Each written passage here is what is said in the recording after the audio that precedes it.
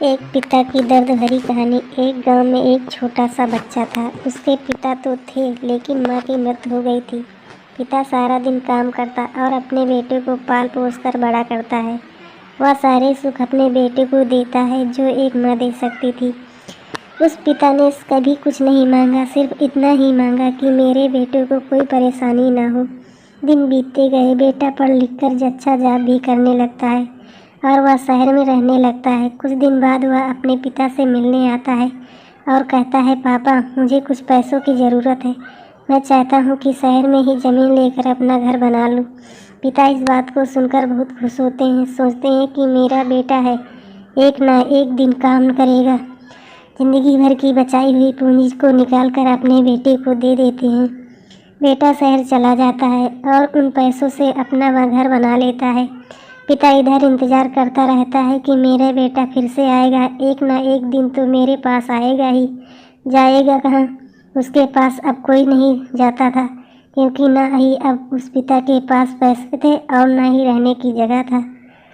कुछ दिन बाद बेटा फिर लौट कर आता है और अपने पिता से कहता है, पापा अब आप दादाजी बनने वाले हैं। पिताजी को बहुत खुशी होती है। इस बात को सुनकर वह कहते हैं, तू मुझे मेरी बहू और पोता से कम मिलाएगा। बेटा कहता है, बस पापा थोड़े दिन और। पापा मुझे कुछ पैसों की ज़रूरत है, क्योंकि आजकल थोड़ा जॉब में खींच बीच हो रहा है, जिसके कारण से मुझे कुछ दिन के लिए सस्पेंड कर दिया गया है।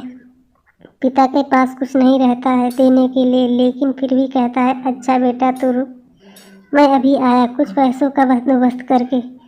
पिता बाद में महाजन से कुछ पैसे उधार लेकर अपने बेटे को देता है और बेटा पैसे लेकर चला जाता है। वर्षों गुजर जाते हैं। पिता सोचते हैं कि मैं तो अब दादाजी बन गया हूँ, मेरा बेटा पता नहीं मेरे नाती को लेकर कब आएगा। फिर सोचने लगते हैं, समय नहीं मिलता होगा, इसलिए अभी मेरा बेटा अभी तक आया नहीं, वरना आया जरूर होता। तब तक महाजन 2-3 आदमी को लेकर उस पिता के घर आता है और कहता है कि आपके वादे के मुताबिक मैं 3 महीने का बाद आया हूँ अपने पैसे लेने। पिता कहते हैं, मेरे पास पैसे नहीं है देने के लिए। महाजन कहता है, जब पैसे देने नहीं थे तो आपने मुझसे उधार क्यों लिया? तभी पिता कहते हैं, ठीक है रुको, मैं तुम्हारे लिए पैसों का बंदोबस्त करके आता हूँ। और वहाँ के नज़दीकी अस्पताल में चले जाते हैं।